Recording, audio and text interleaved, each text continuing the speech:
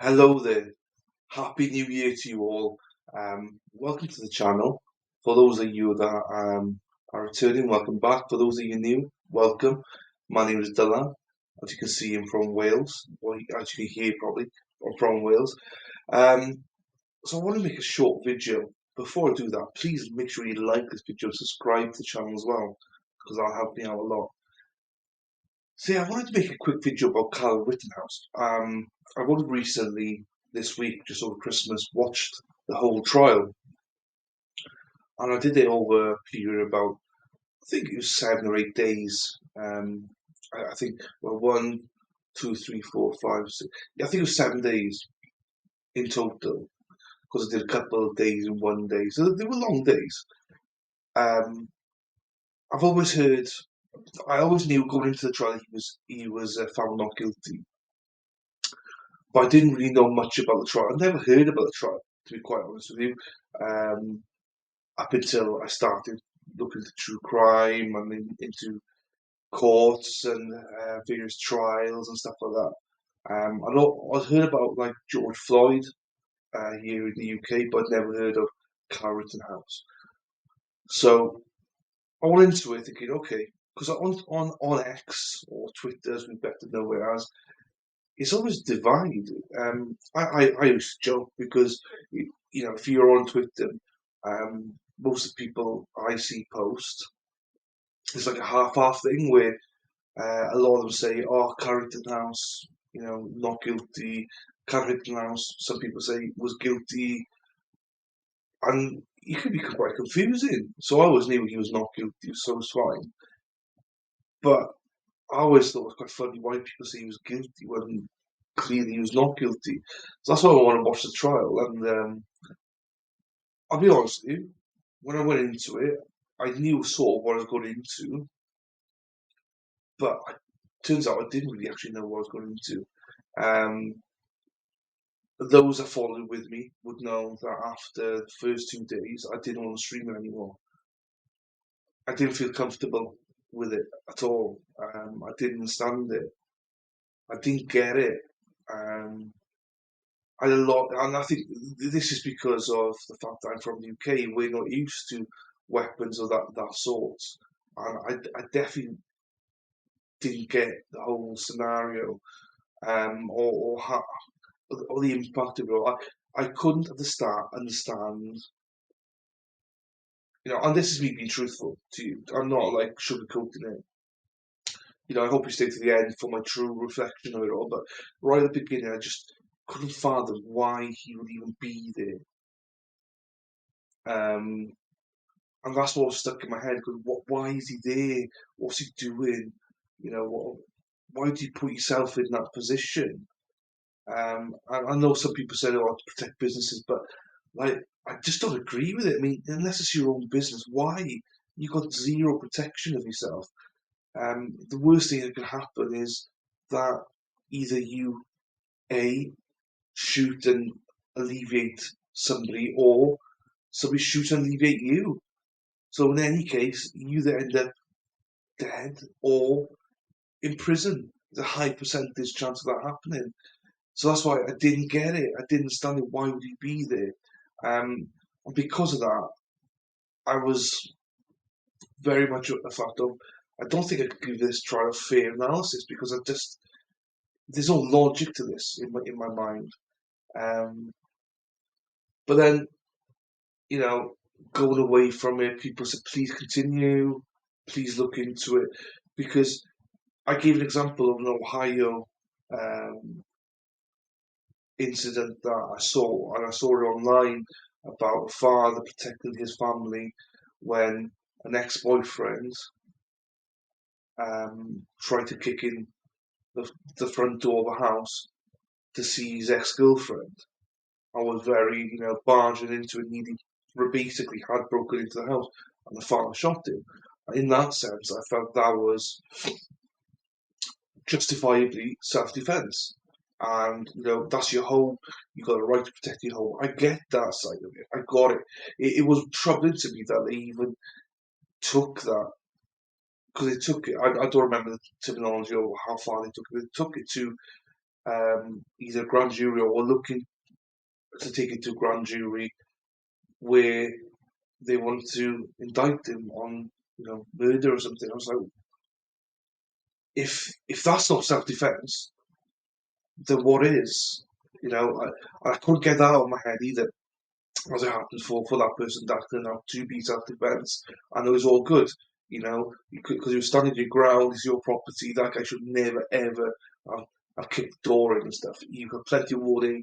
So in the end, it turned out fine. But the fact that it was even questioned as maybe not self-defense, and even to this day, it's still questioned if it's self-defense. I couldn't fathom that. So to get Kyle and all them out there protecting the business, that's nothing to do with them. I couldn't fathom it. It doesn't make sense to me why they would do that. Because if it's your business, for instance, I can 100% understand why you would be there because it's your business, or if you're a family member or very, very, very close um, friend of the owner or something. I could just about understand it. But Kyle was none of these things. So that's why I couldn't, after 2 days of watching it, fathom it. I know some people just saying, well, it's protecting people's businesses, but it's not your duty. Nothing good can happen to you because if you use your weapon, then you've broken the law. In a lot of cases, why put yourself in that position where you could really hurt yourself or hurt others? Anyway, I'm rambling on here, but that's where I was at, and I didn't feel sit comfortably with me at all. I know some people will probably comment, go, well, this. And I'm just being honest about where I was coming from. So anyway, a lot of people in the chat and a lot of people want me to carry on. And I'll give a shout out here to Mighty Me. Um, YouTube giving his bloody channel back as well. Buggers. He came on, he explained a lot of stuff to me. He explained to me that, at the end of the day, weapons are in the US, the majority of people are trained when they're young to how to use it, how to handle it, how to do all these things with it. So I was like, okay, that's it's a cultural thing. We don't understand that from the UK, but I sort of understand it then. It's protection and stuff like that. Okay, I'm starting to get around on it now. I'm starting to understand it, and I was like, but he's 17, so he's allowed to have a gun. And he was like, yeah, he's allowed to have a gun. He's not allowed to purchase it, but he's allowed to possess it. Fine, okay, I can sort of understand that now. I understand why he kind of had the weapon in the first place. Okay, and we go around in circles, and I asked Mighty Me a question. I was like, is it lawful what they do in the sense of, are they protected? And he said, no. And he said himself that he wouldn't be there himself unless it's his own business because you can't win. And that clicked on me going, good, that makes sense to me. That makes sense to me now. Because I thought that people thought that it's a natural thing to go out and protect businesses. I didn't know that's not normal. He wouldn't personally have done it. And others I spoke to then offline said the same. They never would have done it. And they, in some ways, that they're in agreement that Cash should never been there. He literally shouldn't have been there. But ultimately, that's not what the case is about. The case is about self-defense. The fact is, he was there, and that's the bad part I need to get over. He was there. So once I got that out of my system, that in the day, there's nothing we can do about it. He was there. He's there. So now it's going on to the trial itself and what happened on that night. Because him being there no longer has any bearing. He's there, so nothing we can do about it. Whether we think he was right or wrong to do it, and I 100% think he was wrong to be there. But he's there, so we have to place him there. So that's when I got back into it. I'm thinking, okay, he's there, nothing to do about it. Let's look at it. And the first shooting, I was a bit like, whoa. I didn't know if it was self-defense or not. I did think that we had enough information watching it first time. So it's a bit like, I'm not sure. I'm not sure here. And I got criticised by some that thought that was being a bit harsh on him, on Kyle. But you got to remember that I'm coming into this trial um, with the knowledge that he was found not guilty, so I'm going to be a little bit harsh on him. I know he's a defendant, and everyone's innocent unless proven guilty. But I also knew the result of this, the verdict of this. So I'm looking at this as how to justify it myself. Um, so yeah, in a way, people criticize me for questioning what he did, and I didn't give him the benefit of the doubt in that scenario because I didn't give him the benefit of the doubt right there and then because he'd lied so much. It turned out that he'd lied about, well, according to testimony, Kyle denies it afterwards that his name, his age, obviously. He said he was EMT when he wasn't. He lied a lot. He lied a lot. So yeah, I'm gonna be skeptical of him there because it goes to character a little bit. So I'm not gonna apologise for that. It's part of my process. Would I find him guilty on that?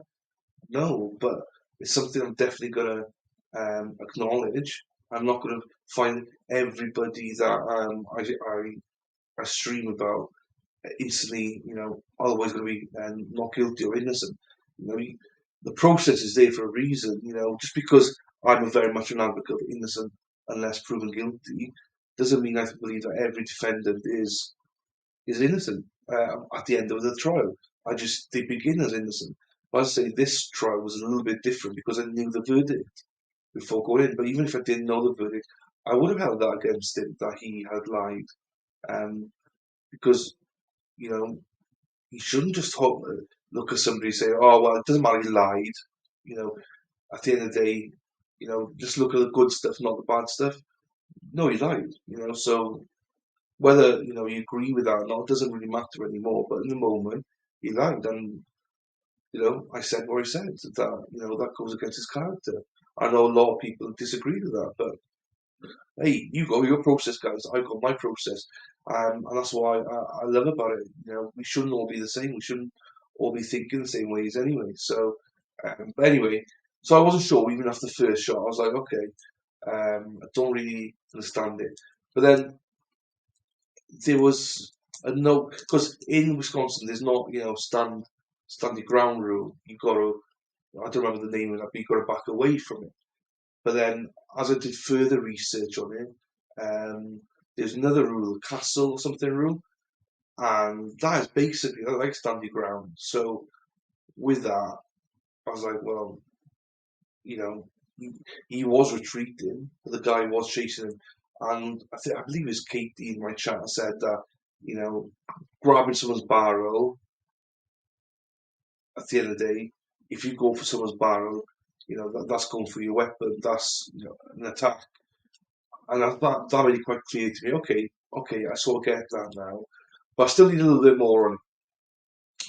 Then it came to the next two phases where the guy with the skateboard and also the guy who he shot the bicep out of. I had no questions over both of them. I 100% felt that they both undoubtedly self-defense. There was not even a question in my mind. Um, I he didn't shoot before or after or anything like a maniac. He shot when they attacked, and I do believe that he was, protecting himself in self-defense. Um, so even though in the first incident, I believe it's the first incident, and the way they showed it anyway, the first incident, I don't know if that other guy grabbed the barrel or not. There's enough evidence there to suggest that he was going to grab the barrel to make that a self-defense as well by the end of it. I mean now, so I quite comfortably by the end, and to be quite honest with you, by the end of the before the defense put their case together, I was comfortable that he was not guilty. I would have voted not guilty had the defense decided to not put any witnesses on. I would have been comfortable to go in to the the jury and vote not guilty.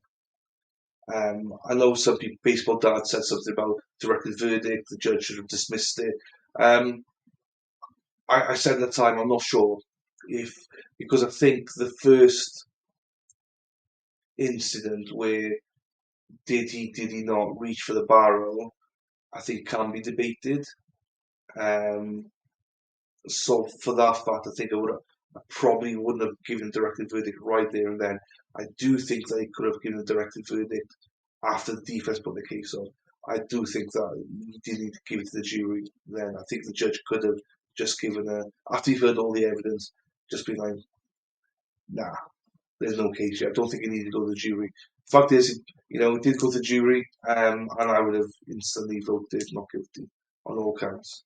Um, Obviously, I had a lot of people educate me along the way. And saying that, had I gone in as I am now with a little knowledge of guns, weapons, it wouldn't have been a instant not guilty. It would have been, I've got lots of questions here. So I would have been asking lots of questions about the legalities of different things. But now I know the answers to all those, it would have been not guilty from me. And I presume most people on that jury, I would hope, knew something or knew, well, hopefully a lot about guns and the law and stuff like that. So all in all, I did think it was the right conclusion. I know a lot of people still to this day don't think that it's the correct decision. And I do worry if the reason they think that is because the same way that I thought about it is that he should have been in the first place. I think that's what people sticks in people's mind, that he should have been there. Why did he put himself in that position? Stupid. And I still to this day think he's stupid for doing it. I don't care what anybody tells me. The protected businesses are tough. It's not his business. He should never been there. Um, so I don't care. I'll stand by that all the way through. If it's your business, I get it. And if you've got three, four businesses, again, tough. Because at the end of the day, if you're insured, if you're not insured, it doesn't matter. At the end of the day, I could never, as a business owner, ask anybody to be there unless it was close family and friends to protect my business, knowing full well they could get killed. Bugger what's in my business. I could never live myself if I'd have asked someone to protect my business and they got shot and killed, or they shot and killed somebody. Yes, your livelihood, but life becomes before livelihood, so I couldn't do it. I could protect it on my own, as in if it was my business, but I wouldn't protect it for anybody else or ask anybody else to protect my business. That's where I stand with it. I really don't care. You know, I'm strong on that opinion. I will never be dissuaded from that opinion. I've debated with people. There's no way I could do that. So I still stand by it. I think Cash should never been there. I think a lot of people still think he's guilty because the fact he was there. But I'm trying to think of my own thoughts. I like to think I'm quite a reasonable person. Um, but ultimately, I understand that that's not what he was on trial for. He wasn't on trial there for the fact that he was present. He's on trial for the three shootings. Um, and from people in the UK that might still not get it with the weapons and stuff. I looked at it eventually about forget I said gun and just think of it as a knife or something. We have a lot more knife culture in the UK. Just think that it's a knife. That's what you use to protect yourself. If you've got a knife and someone's coming for you and attacking you and hitting you with a skateboard and stuff, you're going to use your knife. You're not going to sit there just take a beating. You've got to protect yourself. So difference is that he had a gun rather than a knife, or any other weapon that it could have been. So I don't think it's the fact that it was a gun in the end that matters. It's the fact that it's a weapon, any kind of weapon, So I think that's a large part of why I still believe to this day that people think he's guilty because he should never have been there. And a lot of people think that if he hadn't been there, there would be obviously, no deaths. So, and I'm not going to go into that. At the end of the day, who knows about that? Who knows about it? there's no point delving into that part of it. But yeah, that's where I'm at. At the end of the day, I think justice was served. He definitely, for me, was not guilty. But as I say, it's not really a case that I liked. It's not something that sat comfortably with me.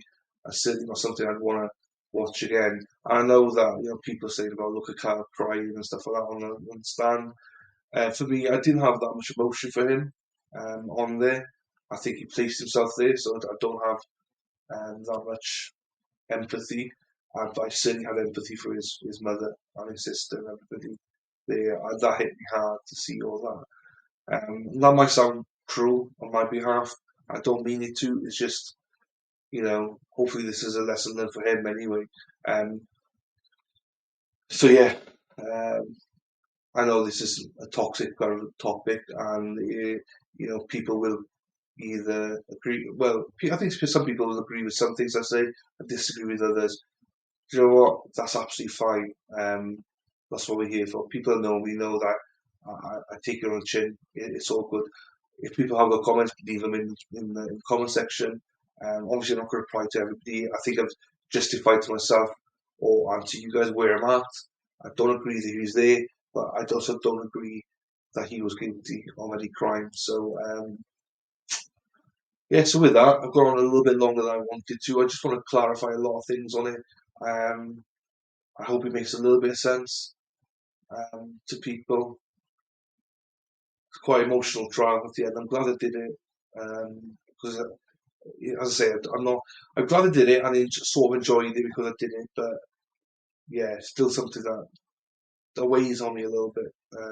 But anyway, with that, I'm going to close this because it's gone over 20 minutes now. But before I finish, obviously, as we always do, please make sure you like, subscribe, hit the notification bell.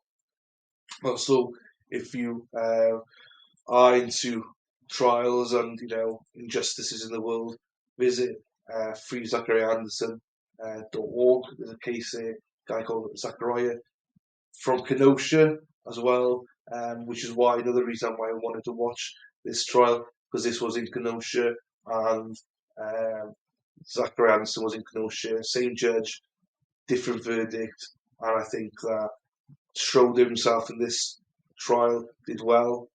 In Zachariah's trial was very, very poor. So that's another reason I want to watch it. And if you want to know more about it, go visit freezachariahanderson.org or do yourself a favour and go and visit the wrongfulpod.com. That's the wrongfulpod.com. These lovely ladies are putting um, a narrative out there about the whole trial. Go and listen to it. There's 4 episodes there already. That's the wrongfulpod.com. Go and listen to it. And yeah, with that, thank you very much. I'm Free Zachary Anderson. Take care, guys. Ta.